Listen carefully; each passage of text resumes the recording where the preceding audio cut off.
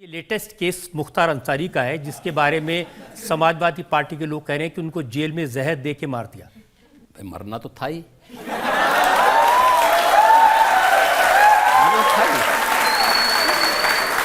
आप मुझे बताओ, जिस व्यक्ति ने सैकड़ों लोगों को मारा हो वह कब तक बसता बसता फिरेगा? कांग्रेस के लोग तो उसको बचाने का प्रयास कर ही रहे थे ना।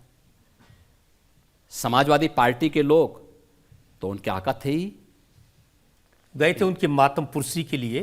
तो इनसे क्या उम्मीद करते हैं? यही तो अंतर है कि परम राम भक्त और उत्तर प्रदेश के पूर्व मुख्यमंत्री सरदेव कल्याण सिंह जी की मृत्यु हुई, समाजवादी पार्टी ने, कांग्रेस ने संवेदना के एक भी शब्द व्यक्त नहीं किए, और एक माफिया के मरने पर उनके घर में जाकर के घड़ियाली आंसू बहा रहे थे ये लोग।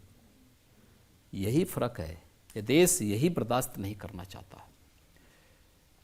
अभी तो हमने माफियाओं को कार्रवाई की है, बहुत शीघ्र 4 जून के बाद एक निश्चित तिथि तय करेंगे, उत्तर प्रदेश को माफिया से पूरी तरह मुक्त हो गया इसकी घोषणा करेंगे।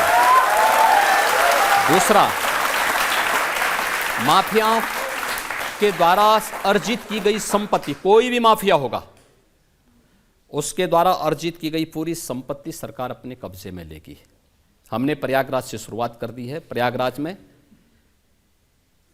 माफिया अतीक अहमद की एक संपत्ति को, जिसने अवैध रूप से कब्जा की थी, हमने वापस ली, और हमारा जो नया यंत्र है जिससे कांग्रेस और सपा बहुत भयभीत है, उस बुलडोजर से सफाई करवाई। सफाई करवाने के बाद गरीबों के आवास बनाए हैं, और हमने ये भी तय किया है, पूरी कार्ययोजना हमारी बन चुकी है, ये माफिया के द्वारा अवैध रूप से अर्जित की गई पूरी संपत्ति पर गरीबों के लिए, महिला संरक्षण गृह के लिए, दिव्यांगजनों के लिए, निराश्रित बच्चों के लिए, और अन्य समाज के जो भी तबके हो सकते हैं उन सब के लिए, और हॉस्पिटल बनाएंगे, अच्छे स्कूल बनाएंगे, अच्छे संस्थान खड़े करेंगे। लेकिन माफिया यूपी के अंदर मिट्टी में मिल चुका है, और आगे माफिया को पनपने नहीं देंगे, ये हमारा संकल्प है। और इनके द्वारा अर्जित की गई, पहले चरण में इनकी और दूसरे चरण में इनके गुर्गों की भी जितनी संपत्ति होगी। देखिए, एक समाजवादी पार्टी के उम्मीदवार हैं जियाउर रहमान, वो बर्क साहब के ग्रैंडसन हैं। उन्होंने कहा हमारे शाहबुद्दीन भाई साहब, अतीक अहमद भाई साहब और मुख्तार अंसारी भाई साहब को इन्होंने ऊपर भेज दिया, और कहते हैं कि कसम आप लोगों को कि उनकी कुर्बानी जाया नहीं जानी चाहिए। अब देखिए, ऊपर गए हैं कि नीचे गए हैं ये मैं नहीं कह सकता,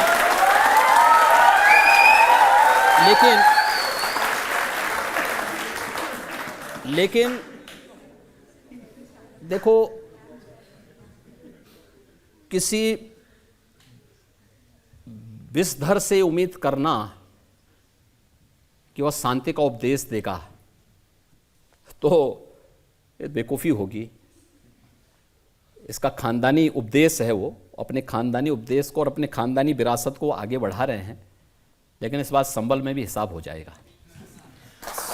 सबसे ज़्यादा शिकायत आज़म खान साहब करते हैं। आज़म खान कहते हैं कि उनकी यूनिवर्सिटीज़ पर, उनकी प्रॉपर्टीज़ पर बुलडोज़र चला दिया योगी जी ने, मौका भी नहीं दिया सामान हटाने का। देखिए, ये उस महाभारत परिवार के ही काका श्री ये भी हैं। जब द्रौपदी का चीरहरण हो रहा था तो ये भी सब मौन बने हुए थे, बल्कि उसमें लिप्त थे दुर्योधन और दुशासन के साथ में। तो जैसी करनी वैसी भरनी, जैसा किया है वैसा उन्होंने, आज उसका परिणाम भी उनको भुगतना पड़ रहा है। आजम खां हो या ये जितने अन्य माफिया हों, इन्होंने उत्तर प्रदेश के विकास को बाधित किया है, और आज उत्तर प्रदेश के अंदर कानून का राज है। इस कानून के राज में सामान्य नागरिक, वह नौजवान हो, महिलाएं हो, किसान हो, व्यापारी हो, उद्यमी हो, इन सब को एक भयमुक्त वातावरण मिला है। ये भयमुक्त वातावरण उत्तर प्रदेश में निवेश भी किया है। उत्तर प्रदेश जैसे राज्य में 40 लाख करोड़ रुपए से अधिक के निवेश के प्रस्ताव आए। अभी चुनाव के ठीक पहले फरवरी में प्रधानमंत्री जी ने 10.5 लाख करोड़ रुपए के निवेश के प्रस्ताव को ग्राउंड ब्रेकिंग किया, शिलान्यास किया।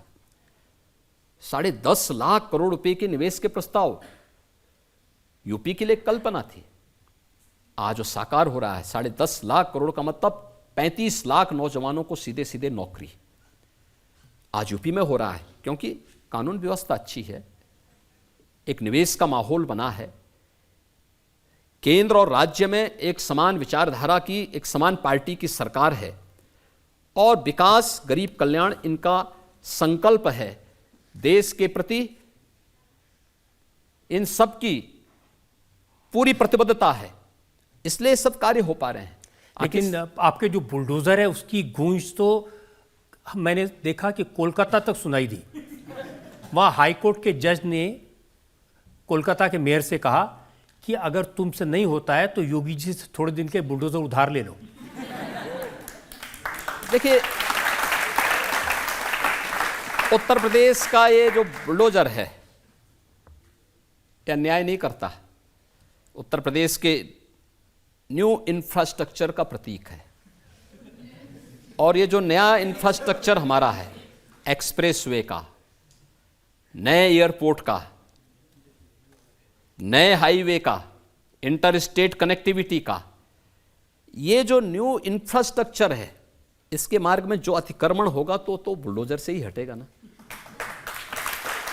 ये माफिया और इन लोगों के द्वारा जो भी अतिक्रमण किया गया था, उस अतिक्रमण को बहुत शीघ्रता के साथ वो हटाता है और हटाता है तो इनको पीड़ा होती है और उनके आकाओं को उससे ज्यादा पीड़ा होती है। एक पीड़ा उत्तर प्रदेश के कुछ वकीलों को भी है। वकील कह रहे हैं कि यहाँ लॉ एंड ऑर्डर सुधर गया, माफिया ख़त्म हो गया, उसकी वजह से उनके पास केसेस आने बंद हो गए। तो उन्होंने कहा कि ये एक वीडियो देखा मैंने, वो कह रहे हैं योगी जी थोड़ा सा क्राइम तो चलने दीजिए, थोड़ी हमारी भी इनकम हो जाए। देखिए, अधिवक्ता समाज देश का नेतृत्व वर्ग है और उनके पास कार्य के लिए बहुत सारा समय है। वकालत के साथ साथ अभी तो उनके पास अगर कार्य करेंगे तो जो पेंडेंसी है न्यायालय की, न्यायपालिका की, इसको आगे बढ़ाएंगे तो अगले 10 वर्ष के लिए कार्य होगा। 10 वर्ष के बाद तब तक इतना समाज सेवा का काम करें कि पॉलिटिक्स में भी वह पीढ़ी फिर से आए जैसे देश की आज़ादी के दौरान देश के अधिवक्ताओं ने लीड लिया था। और मुझे लगता है कि वह सामर्थ्य हमारे अधिवक्ता समुदाय के पास है और वो कर सकता है। एक सवाल और ले सकते हैं हम ब्रेक से पहले? हाँ, पहले के उत्तर प्रदेश में और योगी जी के उत्तर प्रदेश में क्या अंतर है? पहले लोग माफिया स्वच्छंद घूमते थे, बेटी और व्यापारी दोनों असुरक्षित थी, नौजवान पलायन करता था, किसान आत्महत्या करता था, गरीब भूखों मरता था, गरीब बीमारी में तबाह होकर के या तो दम तोड़ देता था या आत्महत्या करने के लिए मजबूर होता था। आज ये नए भारत का नया उत्तर प्रदेश है। नए उत्तर प्रदेश में बेटी और व्यापारी को सुरक्षा की चिंता नहीं करनी है। अपराधी गले में तख्ती लटका कर कहता, साहब एक बार जान बख्श दो, बस हम थैली लगा करके पेट भर लेंगे। ये परिवर्तन हुआ है।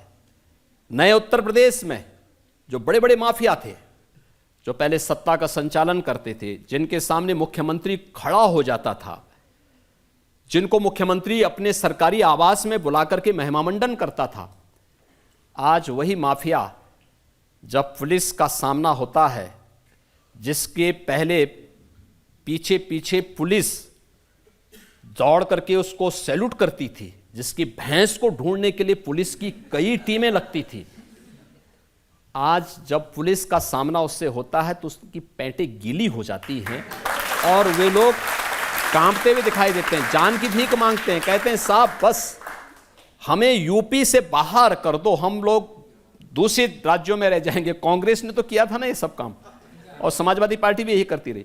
तो एक भयमुक्त वातावरण दिया है, विकास के साथ यूपी को जोड़ा गया है, बिना भेदभाव के शासन की योजनाओं को लागू किया गया है। पर्व और त्यौहार शांतिपूर्ण तरीके से यूपी के अंदर हो रहे हैं। और उत्तर प्रदेश देखिए आबादी में सबसे बड़ा था जब 2017 में हम लोग आए। उत्तर प्रदेश देश की 6ठी अर्थव्यवस्था थी और आज मुझे बताते हुए प्रसन्नता है कि उत्तर प्रदेश देश का रेवेन्यू सरप्लस स्टेट है और नंबर 2 की अर्थव्यवस्था है। सबसे तेजी के साथ आर्थिक क्षेत्र में बढ़ता हुआ राज्य है। भारत के इकोनॉमी का ग्रोथ इंजन बनने की सामर्थ्य ये नया भारत का नया उत्तर प्रदेश रख रहा है। इसलिए यही अंतर है कि पहले भय था, भूख थी, अराजकता थी, दंगा था, कर्फ्यू था। आज भयमुक्त वातावरण है, विकास है और हर चेहरे पर खुशहाली लाने का एक बेहतर प्रयास है।